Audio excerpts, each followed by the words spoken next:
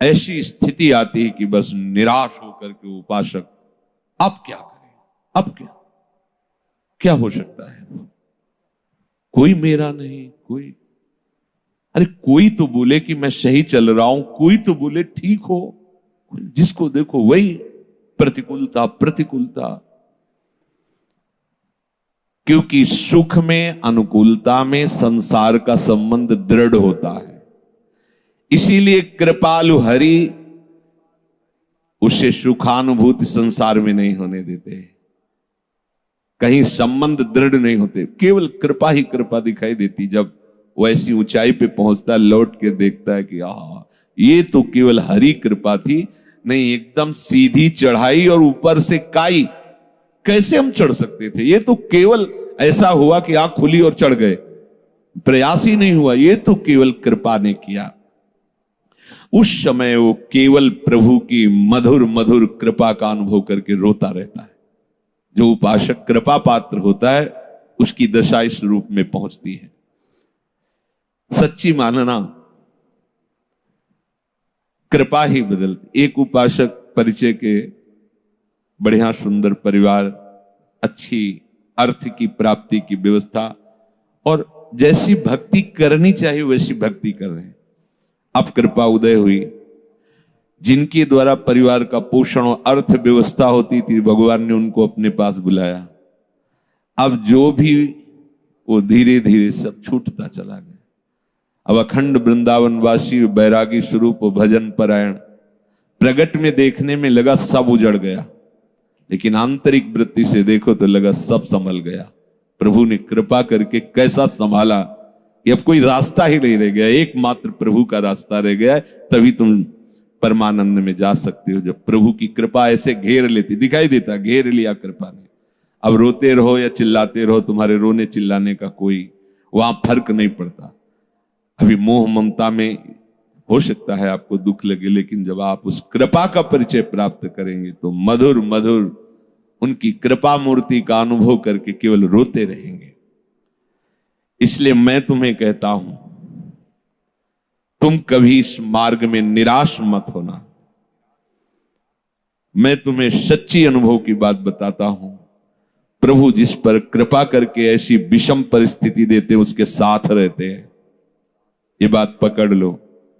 जब तुम्हें सब छोड़ रहे हो, प्रतिकूलता घेर रही हो, अव्यवस्था घेर रही हो, तो तुम आसपास अनुभव करना वो है, क्योंकि वो ऐसे में छोड़ नहीं सकता।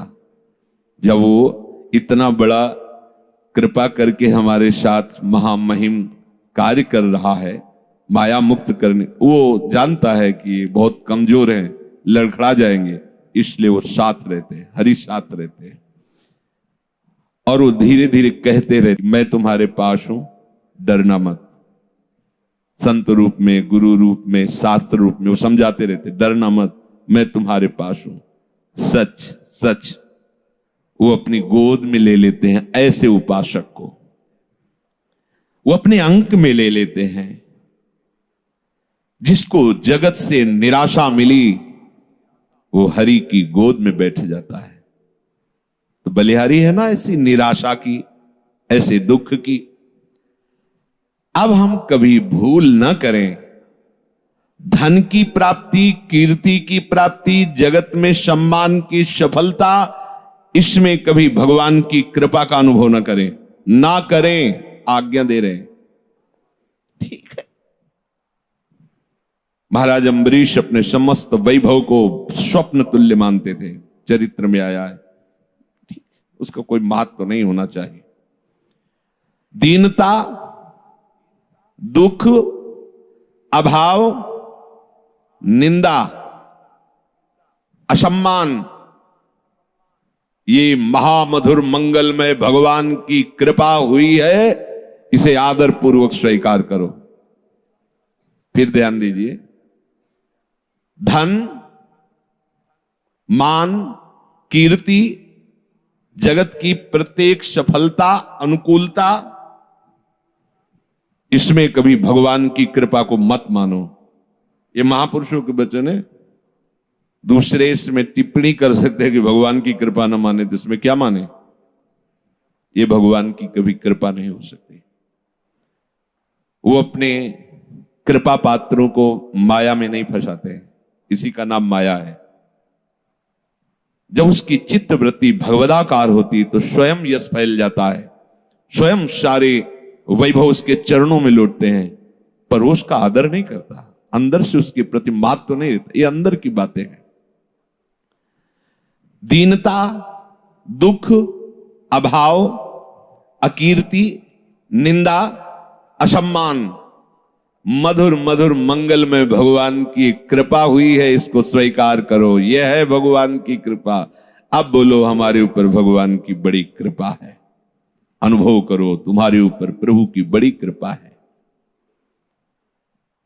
जो इस मार्ग में अमुक प्रकार का अगर वास मिल जाता, अमुक अमुक प्रकार की हमारे को सुविधा मिल जाती, अमुक भोजन पद्धति से मिलता, अमुक प्रकार से लोग हमसे मिलते, अन्य अन्य सुविधाएं, तो हम समझे भगवान की कृपा है। ये अज्ञान है, कभी इसे अपने हृदय में आने मत देना। जब कोई आपको आदर से बुलाए, कोई सम्मान करे, तो आपकी दृष्टि में भी वो नहीं आना चाहिए, आंतरिक दृष्टि में। जैसे कोई हमें जिस गली में जाते हो गाली देता हो और हमसे द्वेष मानता हो, तो हम उस गली में भी नहीं जाना चाहेंगे, अहंकार होने के कारण। ऐसे भक्त जिस गली में आदर होता हो, माला पहनाया जाता हो, उसकी कीर्ति सम्मान हो, उस गली में नहीं जाना चाहिए। और जिस गली में अपमान होता हो, गाली मिलती हो, हफ्ते में 1-2 बार तो उसमें जाना ही चाहिए, जिससे पता चलेगा कि हमारे हृदय की स्थिति क्या है।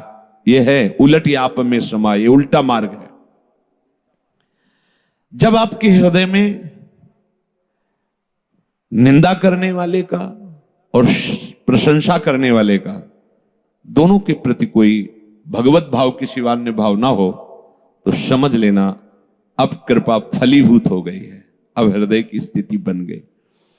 श्री स्वामी ओंकारानंद सरस्वती जी नजफगढ़ के, जब उनके पास गए, पहले से ही जन्म से ही उनकी कृपा रही, पूर्व ग्रह में जाते रहते थे। तो जब संत वेश में गए, नई अवस्था, बहुत हंसे। कहा बेटा हमें पता था ऐसा ही होगा, पर ध्यान रखना साधुता बहुत कठिन बात है। साधु को कुत्ते जैसा स्वभाव बनाना चाहिए। मुझे समझ में नहीं आया साधु स्वभाव और कुत्ते का स्वभाव। महाराज जी मेरी समझ में नहीं आया। बहुत ब्रह्म प्राप्त महापुरुष तेजों में एकांत खंडहर गंगा किनारे रहते थे, कोई सुविधा नहीं किसी भी तरह। कोई एक अल्मोनियम का कटोरा जैसे भिक्षुक लोग रखते हैं, ऐसे ही बस रखा रहता, उसी में जो भिक्षा आई पा लिया। ऐसे बोले बेटा जैसे कोई साधु को आदर से बुलावे कि आओ भिक्षा ले लो, जब वहां पहुंचे और दबका के भगा दे, वो 4 कदम चले फिर आदर से आओ, तो बोले उसको सोचना भी नहीं चाहिए कि अभी तो दबकाया था फिर बुला क्यों रहा है। ऐसे अगर 10 बार बुलाए तो 10 बार वापस हो जाना चाहिए। जैसे कुत्ता है, आप टुकड़ा डालो और फिर दबका दो, फिर आप पुचकारो फिर आ जाएगा, फिर ऐसा स्वभाव होना चाहिए। और साधु को मन को ऐसे मारना चाहिए। 2 उपदेश उन्होंने उस दिन पहले दिन दिए थे। जैसे बंदर सांप को मारता है, हमने कभी देखा तो था नहीं, तो बेटा वो बड़े भाव में एकदम बच्चों जैसा स्वभाव होता है जो ब्रह्म प्राप्त महापुरुष, बंदर जैसे सांप को ऐसे पकड़ता है और खूब हंसते, ऐसे वो एकदम ऐसा लगता हंसी की धारा आ रही, आनंद की धारा, लाल चेहरा हो जाता है। बोले वो उसको लेके से पेड़ में ऐसे ऐसे घसता है उसके मुंह को, फिर कान में लगाता है, अगर थोड़ा भी सूं हुआ फिर घसता है, मरने पर भी उस घसता रहता है। बोले ऐसे ही उपासक को अपने मन को मारना चाहिए। जरा भी हलचल मन में समझ में आए फिर नाम भगवत चिंतन, वाणी ब्रह्म चिंतन इतना रगड़ दो कि मन मर जाए, फिर साधु हो जाता है। तो मानापमान की भावना का त्याग भगवत कृपा से ही होता है। जगत में चाहे जितनी प्रतिष्ठा हो ये स्वप्नवत है, कोई बात आंख मूंदी चाहे जो कुछ बने रहे हो, अब तुम्हारे कर्म तुम पे लागू होके कहां ले जाएंगे? ये पद प्रतिष्ठा कोई तुम्हारे साथ नहीं जाएगी। भगवान जब देखते हैं कि हमारे भक्त का बुखार बढ़ रहा है अहंकार का, तो बिना किसी अपराध के वैसा जाल रचते हैं कि उसका अपमान होता है और निंदा होती है। अहेतु की कृपाल है, बस अपने उनकी कृपा को समझ नहीं पाते। वो रचते हैं, आपको लगेगा मैंने ऐसा कुछ नहीं किया, क्या मैंने किया, क्या अपराध था, ये सब क्यों बवंडर हो रहा है, गाली दे रहे हैं लोग, निंदा कर रहे हैं, हमने क्या किया, कौन से गलत कार्य कर, कुछ नहीं। ये भड़बड़ाने की जरूरत नहीं, ऑपरेशन हो रहा, चुप शांत थिएटर पे हो। तुम्हारे अहंकार का बुखार कहीं बढ़ रहा है, तुम्हें समझ में नहीं आ रहा, पर उस कृपा सिंधु ने देख लिया, सर्वज्ञ है ना। अब वो बिना किसी कारण के जाल रचेंगे, आपका अपमान होगा, निंदा होगी, और निंदा उसी से करवाएंगे जिससे प्रतिष्ठा होने की संभावना है।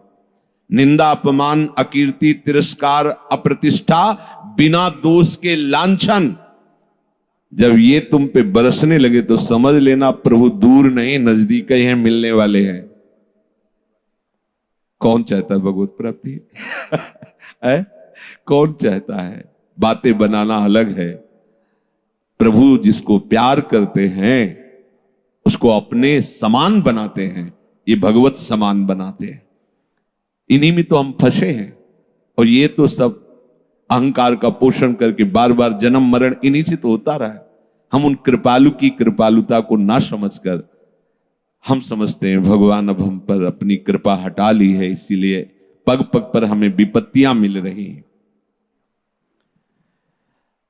जब तक किंचन मात्र भी आदर, सम्मान, कीर्ति, ये हमारे प्रिय मित्र हैं, ये हमारे प्रिय संबंधी हैं, ये हमारे बंधु बांधव हैं, और ये हमारे कहने पर प्राण भी त्याग सकते हैं।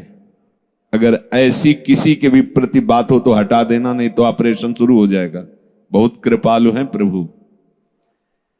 तनिक सी कृपा कोर सब तुम्हारे इन मानसिक कल्पनाओं का विनाश कर देगी।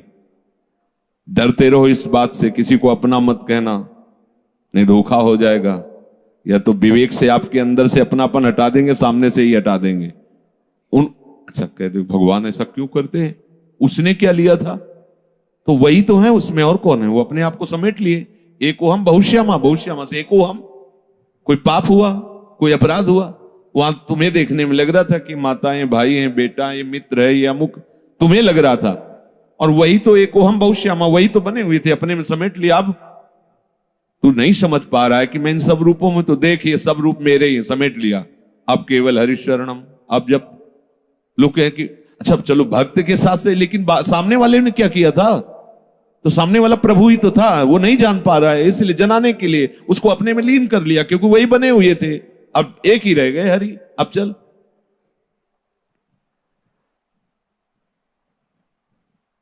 अपने हृदय में हमें कोई बुलाए, हमें कोई प्यार करे, हमें कोई सम्मान करे, हमारी प्रशंसा हो, उपासक को ऐसी आशाओं का त्याग कर देना चाहिए।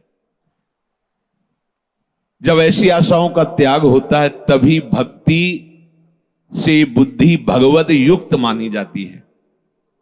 अगर ऐसा नहीं है तो नास्ति बुद्धि रयुक्तस्य, उसकी बुद्धि प्रभु में युक्त नहीं हुई है।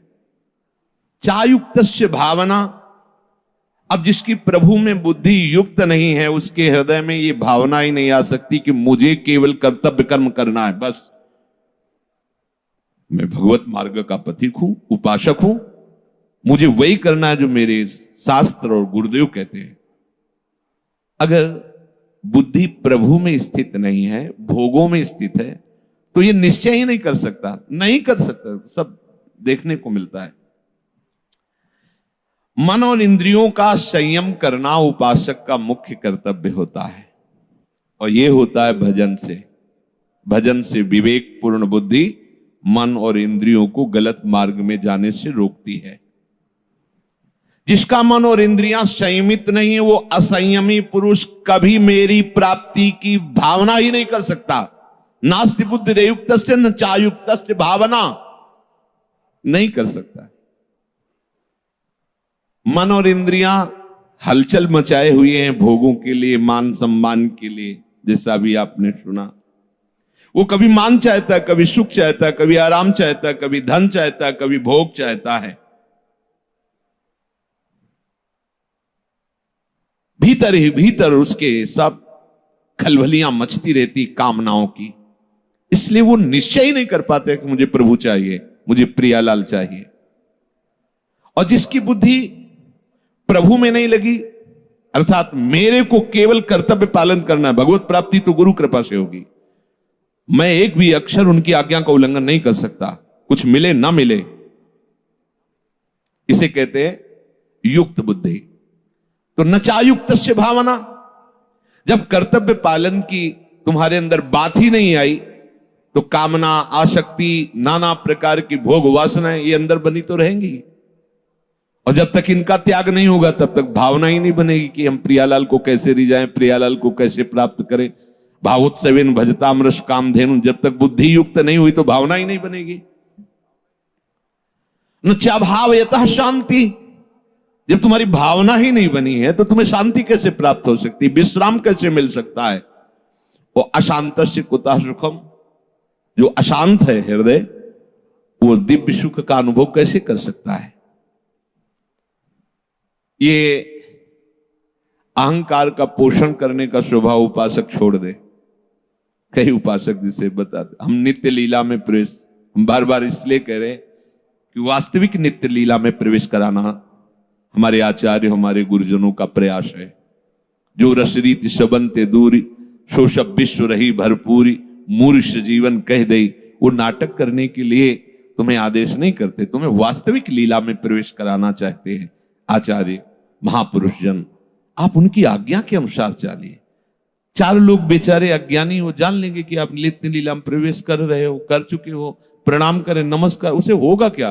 और प्रवेश तुम किए हो इंद्रियों के भोगों में।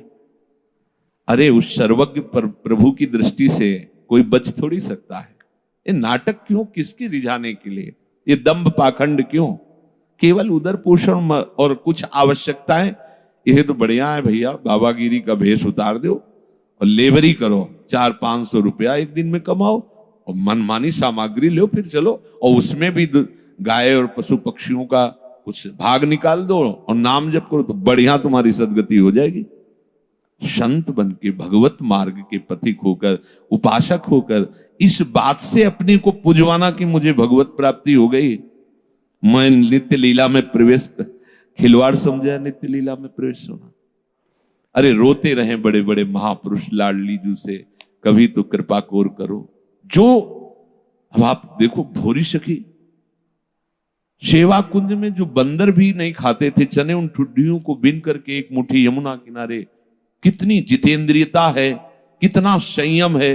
किसी से कोई, वो रोते थे श्री जी के लिए। पूरा जो भोरी सखी के पद हैं आप पढ़ के देखो, उनमें कैसा उनका प्रेम बरस रहा है पदों में। अगर हम वास्तविक नित्य लीला में प्रवेश होना चाहते हैं तो हमें अपने मन और अपने इंद्रियों को प्रियालाल के उच्छिष्ट में ही संयमित करना होगा। और बुद्धि में निश्चय करना है कि चाहे जितना तुम हमें प्रलोभन दो, चाहे जितना तुम हमें आकर्षित करो, इस जन्म में चूक होने वाली नहीं। इस जन्म में मुझे प्रियालाल चाहिए। किसी के द्वारा दिए हुए सम्मान को कभी स्वीकार मत करना, ये बहुत बड़ा जहर है। साधक इससे भ्रष्ट हो जाता है। कोई तुम्हें प्रणाम कर रहा है, नमस्कार कर रहा है, हो सके तो तुम उसे प्रणाम करो, उसे स्वीकार मत करो। अंदर कभी स्वीकार मत करो कि मुझे ये जो पैर छुआने में आपको सुख मिलने लगा या आप इसे अच्छा समझते हैं, तो आपसे प्रार्थना है आप सावधान हो जाइए, आपका पतन शुरू हो चुका है। कोई भी हो, अगर जो झुक करके आपको प्रणाम कर रहे हैं, पैर छू रहे हैं और तो आप समझ लीजिए कि आपने अपना पतन शुरू कर दिया है। आपकी स्वीकृति, वो आपको गाली दे तो कोई फर्क नहीं, कोई प्रणाम करे तो कोई फर्क नहीं होना चाहिए। अगर फर्क है अंदर में तो तुम देख लीजिए। शरीर स्वस्थ हो तो अगर तुम्हें कोई पंचांग प्रणाम कर रहा है तो तुमको भी पंचांग प्रणाम करना है, नहीं करना है तो स्वीकार ही नहीं करना है, राधे भी नहीं बोलना। जल्दी तुम्हारी श्रद्धा है प्रणाम, जब आप बोलोगे नहीं तो वो अगर दिखाने के लिए प्रणाम करे बंद कर देगा। अगर वो श्रद्धा से प्रणाम कर रहा है तो जिसको प्रणाम कर रहा है वो देख लेगा। स्वामी को प्रणाम कर रहा है, हम स्वामी के दास, अपने को स्वीकार नहीं करना। प्रणाम नमस्कार वंदना आदर इस वेश का हो रहा है, वेश आचार्य और गुरुदेव का है, श्री जी का है। मुझे बिल्कुल नहीं कि ये आदमी प्रणाम किया साष्टांग और कैसे, नहीं, उससे तो बोलना ही नहीं। बिल्कुल ये नियम सम्मानम कल्याति घोर गरलम, समझोगे नहीं तो फिर ये सब प्रवचन चलता रहेगा, तुम सुनते रहोगे और अध्यात्म उन्नति नहीं होगी। यदि भगवत मार्ग में आपको इसी जन्म में भगवत प्राप्ति करनी है तो बहुत सावधानी की यह आवश्यकता है कि प्रियालाल के सिवा हमें कोई नजर ना आवे, प्रियालाल के सिवा कुछ अच्छा ना लगे। और ये बीच में आकर के इतना बाधा पहुंचाते हैं, सम्मान कीर्ति, कि ऐसा लगने लगता है कि जीवन का लाभ तो यही है ना। जब चार लोग हमको संत मान के प्रणाम करते हैं, हमारा यश की बहुत अच्छे महात्मा है, भजनानंदी है, अंदर लगता है चलो जीवन का कुछ तो मिला, गए गए, माना कुछ मिला लेकिन सब कुछ छूट गया। कभी मत पकड़ना इस बात को, सबको प्रणाम करो, तुम्हें जो प्रणाम कर रहे हैं उसे स्वीकार मत करो, अंदर से स्वीकृति नहीं। बाहर से नहीं कि कुछ जैसे साधक समझ नहीं पाते तो झिड़कने लगते हैं, ये क्या चरण छूना प्रणाम, नहीं नहीं, उसकी भावना उसकी श्रद्धा है, पर वो जिनको कर रहा है हम उसे स्वीकार नहीं करेंगे, मुझे कर रहा है नहीं, मेरी लाडली कर रहा है, वो जाने वो हिसाब करें।